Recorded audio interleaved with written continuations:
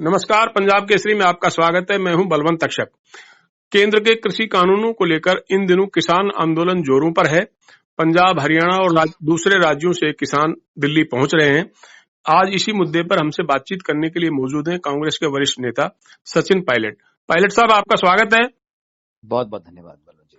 तो जो किसानों के आंदोलन को आप कैसे देखते हैं? देखिए, पूरे देश भर में आज हर किसान आक्रोशित है जी। और हमारे हरियाणा, पंजाब, उत्तर प्रदेश, राजस्थान, ये सभी किसान बिना किसी पॉलिटिकल बैनर के तले जी।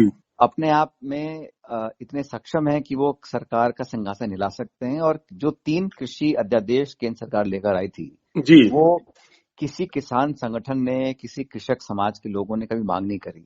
जी। पर एक तरह से एक वैकल्पिक व्यवस्था तैयार करने का जो उन्होंने षड्यंत्र रचा है, उसके बहुत दूरगामी नकारात्मक प्रभाव कृषि पर, किसानी पर पड़ेगा। और किसान अगर अपनी बात रखना चाहते हैं तो लोकतंत्र में, संविधान में अधिकार हर व्यक्ति को दिया है, हर किसान को दिया, अपनी बात को रखे। जी। लेकिन जो बल प्रयोग किया जा रहा है हाल के दिनों में, कल और आज देखा हम सड़कों के ऊपर, वो किसान विरोधी मानसिकता का परिचय देता है केंद्र सरकार का। ये जो दिल्ली बॉर्डर पर पहले सील करना और फिर उसको खोलने का फैसला, क्या जायज था? ये मतलब किसानों को, अगर कोई किसान शांतिप्रिय तरीके से, गांधीवादी तरीके से अपनी बात रखने के लिए देश की राजधानी में आ रहे हैं जी, तो उनको जबरन रोकने का कहाँ प्रावधान है और किस संविधान में लिखा है कि आप किसी को जबरदस्ती रोक सकते हो? वो कोई दंगा फसाद कर रहे हैं, कोई हंगामा करें, कुछ गैर कानूनी कार्रवाई करें तो उन पर रोकने की आप कार्रवाई कर सकते हो। लेकिन ये मुझे लगता है कि सरकार डरती है किसानों से। जी। और किसानों ने रखा है कि भाई हम लोग ये 3 कानून आप लेकर आए हो, लेकिन इसमें कहीं पर भी मिनिमम सपोर्ट प्राइस का जिक्र नहीं किया है। जी। तो क्यों ना आप हमें कम से कम आश्वासन, अगर आप मौखिक बोल रहे हो, भाजपा के नेता बोलते हैं कि एमएसपी यथास्थिति बनी रहेगी, अगर आप मौखिक बोल रहे हो तो लिख के दे दो, उसको कानून बना दो, एक अध्यादेश, सब तैयार है उसके लिए। वही बात है पायलट साहब, केंद्र सरकार बार बार भरोसा तो दिला रही है कि एमएसपी बंद नहीं होगी, लेकिन किसान भरोसा नहीं कर रहे उन पर। इसकी क्या वजह है? भाई, इस केंद्र की सरकार ने तो कहा था कि 15 लाख रुपए खाते में भी आएंगे। जी। इन्होंने कहा था कि किसान की आमदनी दुगनी करेंगे। तो कहना और करने में बड़ा अंतर होता है ना। धीरे धीरे क्या होगा, ये जो बड़े बड़े कॉर्पोरेट घराने हैं, ये पूरी मार्केट को कब्जा कर लेंगे। आपने स्टॉक सीमा को समाप्त कर दिया जी। तो औने पौने दाम पे किसानों को डिस्ट्रेस सेल करना पड़ेगा। और फिर जो व्यापारी मंडी के बाहर काम करेंगे, मंडी अपने आप बंद हो जाएंगी। जी। और मंडी में गौर करिएगा, मंडी में न्यूनतम समर्थन मूल्य है, अधिकतम समर्थन मूल्य नहीं। ये तो मिनिमम है, मतलब कम तो लोग, किसान घाटे में रहता है। जी। और एमएसपी पर भी सरकारें खरीद नहीं कर पाती हैं। उसके बावजूद आप जो 2 बीघे में किसान खेती करता है, अब आप मुझे बताओ, कोई संगरूर का, पटियाले का, भटिंडा का, कुरुक्षेत्र का, चंडीगढ़ का कोई किसान है, वो फसल बेचने अपनी कलकत्ता, बम्बई, चेन्नई जा सकता है। अगर जाएगा भी तो उस पर वो संसाधन और वो ताकत नहीं है कि बड़े बड़े वॉलमार्ट और बड़े बड़े उद्योगपतियों से वो नेगोशिएट करे। और अगर कल खरीदने वाले ने, कॉर्पोरेट फार्मिंग करने वाले ने बोल दिया कि अब ये दाना काला है या वजन ज्यादा है, पानी ज्यादा है, और रिजेक्ट कर दिया, तो उसको कौन कोर्ट कचहरी चक्कर काटेगा? उसमें ये भी लिखा है कि आप कोर्ट कचहरी नहीं जा सकते हैं। हाँ जी, वो एसडीएम के तक आपकी शिकायत होगी बस। आप देखिए, आप व्यवहारिक बात करिए, एसडीएम और कलेक्टर, उस पर टाइम रखा है क्या 1-2 बीघे किसान की वो झगड़ा सुलझाने में? उसको कानून प्रशासन चलाना है। तो ये कलेक्टर, एसडीएम, तो ये तो खाना पूर्ति वाली बात है ना। तो डिस्प्यूट रेजोल्यूशन में कहीं पर भी किसान का हक नहीं है। किसान को मुआवजे की बात नहीं करी गई। और कहा कि अगर पेमेंट ना हो तो 1 महीने तक उसका रिजॉल्व। 1 महीने अगर हमारा हरियाणा, पंजाब का किसान जाके बंगाल, नागपुर या दिल्ली जाके बैठेगा, 1 महीने तक उसमें इतनी ताकत है, आर्थिक ताकत की, वो वकील करके लड़ सके बड़े बड़े घरानों से। तो किसान की अनदेखी हुई है इसमें। हाँ, नहीं, किसानों की ये मांग है कि एमएसपी लागू होने का कानून में प्रावधान होना चाहिए। जब ये सवाल हम बीजेपी के नेताओं से या सरकार से करते हैं, हरियाणा सरकार से या भाजपा के वरिष्ठ नेताओं से, तो उनका एक ही जवाब होता है कि ये कानून में प्रावधान तो कभी कांग्रेस ने भी नहीं किया था। तो हमने कभी किसान को इतना अपने लाचार भी नहीं रखा था जी। हमने तो हमारे घोषणा पत्र में, जो बार बार दुआई देते हैं, घोषणा पत्र में लिखा था जी कि हम कितनी सारी मंडियां बना देंगे कि किसान पाबंद नहीं रहेगा कि मुझे सिर्फ अपने शहर की मंडी में जाके बेचना है। और ये मंडियों से क्या है, एक स्ट्रक्चर है देश में। आज हमारी जो व्यवस्था है, किसान इतना ना तो ताकतवर है और 86% किसान लघु किसान है, छोटा किसान है। जो छोटा किसान है उसमें इतनी क्षमता नहीं है कि वो बड़े बड़े उद्योगपतियों से बार्गेनिंग कर सके। जी। और आप ये बताइए, मंडियों को खत्म कर देंगे तो जो बोरी भरने वाले हैं, जो वहां श्रमिक हैं, जो मजदूर काम करते हैं, जो आड़त का काम करते हैं, वो सब कहाँ जाएंगे जी। और ऐसी क्या इमरजेंसी थी कि आपको अध्यादेश आना पड़ा? भाई आप सदन में चर्चा करते, राज्य सरकारों से बात करते, किसान संगठनों से बात करते, आपने तो ताबड़तोड़ 3 अध्यादेश ऐसे पार कर दिए, वो भी जब कोरोना महामारी है, अर्थव्यवस्था चौपट हुई पड़ी है जी। तो ये किसके दबाव में, क्या समझ में नहीं आ रहा है। तो हमें लगता है कि एमएसपी का तो एक कानूनी प्रावधान हमें, क्योंकि आज किसान आशंकित है, किसान आज आक्रोशित है, किसान आज असमंजस में है, इसलिए उसके जो फियर्स हैं, उसकी जो इनसिक्योरिटीज हैं, उसको संतुष्ट करने के लिए एमएसपी का आपको कानून बना देना चाहिए। और कॉन्ट्रैक्ट फार्मिंग में आप समझ लीजिएगा, छोटा किसान है, हाँ जी, ये किसान की इतनी पहुंच नहीं है कि बड़े बड़े उद्योगपतियों से वो बार्गेन करे या नेगोशिएट कर सके, इसलिए मुझे लगता है कि इसमें सेफ गार्ड नहीं है जी। और ये जो तीनों बने हैं, ये किस राज्य सरकार ने इसको प्रपोज किया? कौन सा किसान आगे धरना देके मांग कर गया कि हमें ये दो? और वैसे भी आज अगर किसान अपना सामान के बाहर बेचना चाहे तो बेच सकता है, उसको रोक थोड़ा रहा है उसको। जी। तो क्या आपको ये लगता है कि जो ये ऑर्डिनेंस जारी किए गए या बिल पारित किए गए संसद में, किसान संगठनों से इस मुद्दे पर पहले राय मशवरा करना जरूरी नहीं था? मैं तो कह रहा हूँ, अब आपने अपनी कैबिनेट में जब मशवरा नहीं किया, आप जो एनडीए के अकाली दल वाली मंत्री थी, हाँ जी, हरसिमरत कौर मैडम, आप उनको संतुष्ट नहीं कर पाए तो आप पार्लियामेंट को और किसानों को क्या संतुष्ट करेंगे? आपके गठबंधन के सबसे पुराने एलाइज थे जी, कुछ तो होगा ना। आप कह रहे हैं ना कि आप चर्चा नहीं करी, चर्चा अपने कैबिनेट में नहीं करी, आप तो पार्लियामेंट की बात कर रहे हैं। चर्चा पार्लियामेंट में हो, सदन में इसमें चर्चा हो, वाद विवाद हो और उसके बाद कुछ आम सहमति बने, लेकिन आपने तो उसको थोप दिया एक तरह से, क्योंकि आपके पास बहुमत है लोकसभा में। हाँ, इसका ये मतलब नहीं है कि अच्छा किसान अगर अपनी बात रख भी रहा है तो उससे बात तो करो। अब आप जाके बॉर्डर खोलें 2 दिन के बाद, बेचारे ठंड में, कोरोना में लोग अपनी जान पे खेल के अपनी दिल्ली में आना कोई गुनाह है क्या किसी के लिए? जी, दिल्ली आकी बात रखें अपनी। मतलब आप लोकतंत्र का, किसानी का, मजदूरों का, प्रजातंत्र का गला घोंट कर अपनी मनमानी करना चाहते हो। लोग तानाशाही नहीं चल सकती ना। आपको अगर कुछ कानून पारित भी करना है तो कम से कम संवाद तो हो, चर्चा तो हो, कुछ निष्कर्ष तो निकले। जी, तो किसानों की एक मांग और है कि अगर हमारी फसल की खरीद एमएसपी से नीचे हो तो सजा के प्रावधानों का भी एक कानून बनना चाहिए। क्या इससे सहमत हैं आप? देखिए, किसानों की बहुत सारी मांगे हैं जी। हम क्योंकि इसमें कोई पॉलिटिकल पार्टी का इसमें कोई छत्र छाया में काम नहीं, तो किसान अपने दम पे कर रहे हैं। उन्होंने किसानों ने कहा कि भाई इसमें पॉलिटिकल पार्टी, लेकिन हम एक पॉलिटिकल कार्यकर्ता के नाते, एक नागरिक के नाते, एक किसान परिवार का होने के नाते मेरा फर्ज बनता है कि मैं इन किसानों के समर्थन में खड़ा रहूं। और किसानों की बहुत सारी मांगे हैं।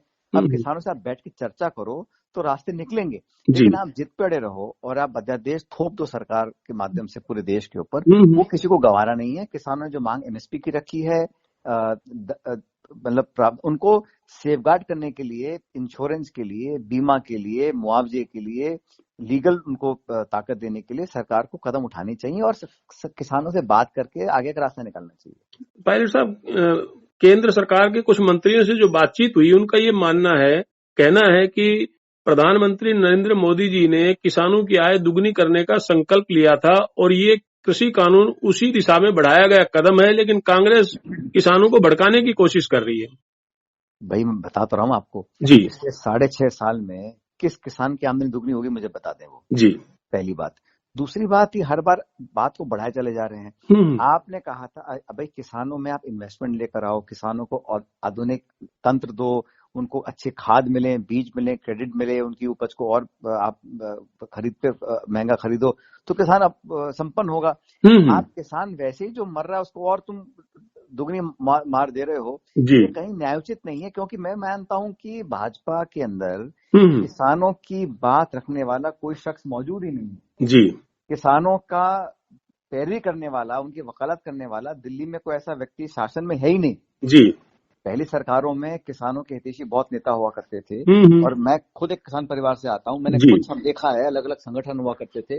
लेकिन ये जो आजकल है, ये तो मतलब कोई विचार विमर्श किसी से, और मंत्री महोदय जो भाषण दे रहे हैं आज, वो तो एक लाइन पकड़ रखी है, उस लाइन पे चल रहे हैं जी, अपने विवेक से काम करें, अपने अंतरात्मा से पूछें। अच्छा, किसानों को मजा आ रहा है क्या इस ठंड के मौसम में सड़कों पैदल चल रहे हैं, लाठियां खा रहे हैं, आंसू गैस के गोले झेल रहे हैं?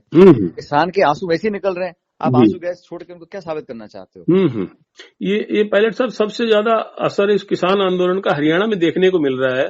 हरियाणा के मुख्यमंत्री मनोहर लाल खट्टर साहब ने कहा है कि अगर एमएसपी पर फसलों की खरीद बंद हुई तो वे राजनीति से ही संन्यास ले लेंगे। इसको आप कैसे देखते हैं?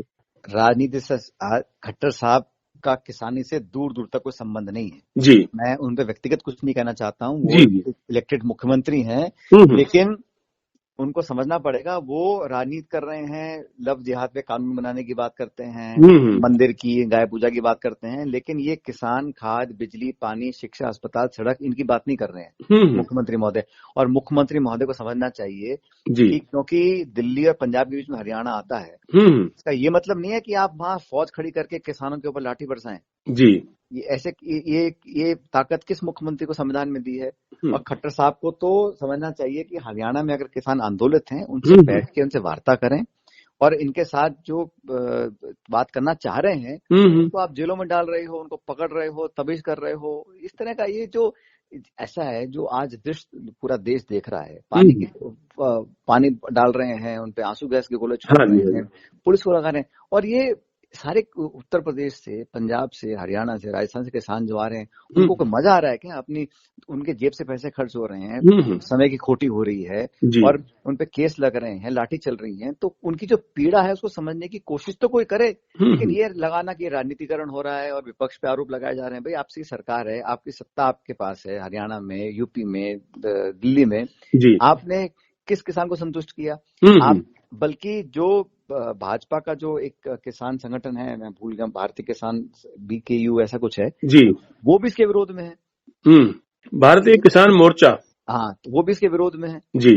तो किसके लिए किया? अच्छा, बताओ मुझे, इसमें राजी कौन है? चंद उद्योगपति जो अपनी दुकान चलाने के लिए औने पौने दाम पे लोगों का किसानी का माल उठा लेंगे, और वो भी, सुनो मेरी बात, 1-2 साल तो हो सकता है वो भी थोड़ा बहुत MSP के आसपास दें।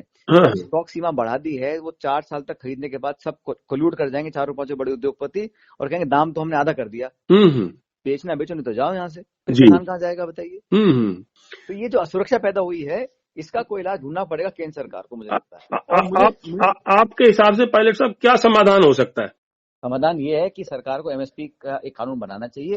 आप 3 अध्यादेश लेकर, चौथा लेकर आओ एक, MSP खरीद होगी, और किसानों से बात कर मुआवजे की कानूनी जो प्रावधान जो मजबूत करते हैं किसान के पक्ष को, उसकी, और जो आर्थिक जो उनको एक संबल देने का जो प्रावधान मिलना चाहिए अध्यादेश में, डालना चाहिए जी। और सबसे पहले किसानों पर ये जो जानलेवा हमला पुलिसें कर रही हैं, पैरामिलिट्री फोर्स कर रही है, उसे बंद करना चाहिए जी।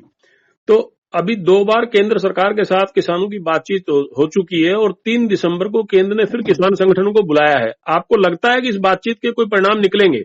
मुझे बताइए, अब बुलाने की याद आ रही, जब प्रावधान बन रहे थे तब क्यों नहीं बुलाया था लोगों को, किसानों को? जी, आप किसान की हित की बात कर रहे हैं। किसान वो सारा देश फाड़ के चले गए, दिल्ली में आए थे जब बात करने के लिए जी। तो किसानों को संतुष्ट करने के लिए सरकार कुछ नहीं कर रही, और अब जब दबाव पड़ रहा है तो अब किसानों से बात कर रहे हैं, अब उनमें अलग अलग फूट डालने की कोशिश कर रहे हैं। बेहतर तो ये था कि ऑर्डिनेंस बनाने से पहले किसानों को बुलाते, उनसे समझाइश करते और उनको साथ लेकर, लेकिन सरकार की नियत साथ लेकर काम करने की है ही नहीं ना।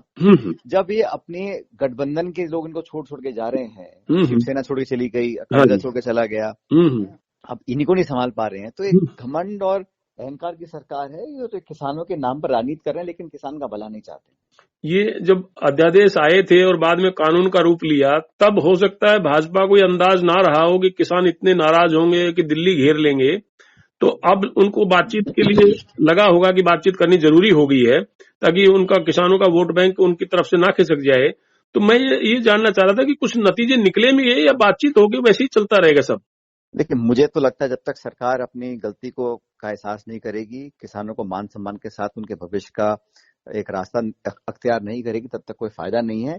ये अब मजबूरन जान बचाने के लिए वार्ता के लिए बुलाया, लेकिन ऐसी वार्ता ज्यादा सकारात्मक होती नहीं। वार्ता तब अच्छी होती है जब कानून बनाने से पहले बुलाया जाता, उनको कॉन्फ्रेंस में लिया जाता। अब जो बुलाया जा रहा है, अब सिर्फ अपनी जान बचाने के लिए पूरे देश भर में हाहाकार मच रहा है।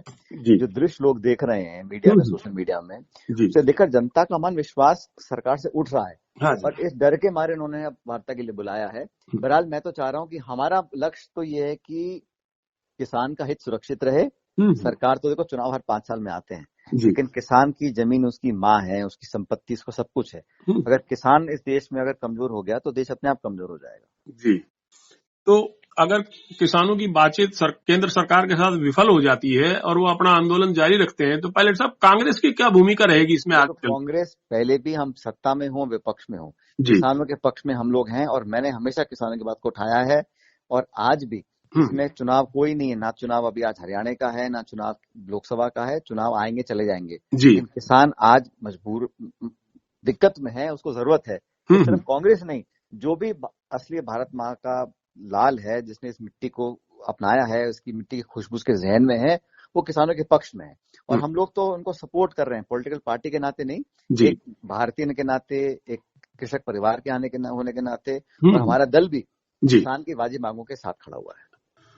शुक्रिया पायलट साहब हमसे बातचीत करने के लिए। थैंक यू जी। तो ये थे कांग्रेस के वरिष्ठ नेता सचिन पायलट, जिनका ये मानना है कि कांग्रेस किसानों के साथ है, उनकी मांगे जायज हैं और केंद्र सरकार को उनकी सुनवाई करनी चाहिए। पंजाब केसरी के लिए बलवंत अक्षर।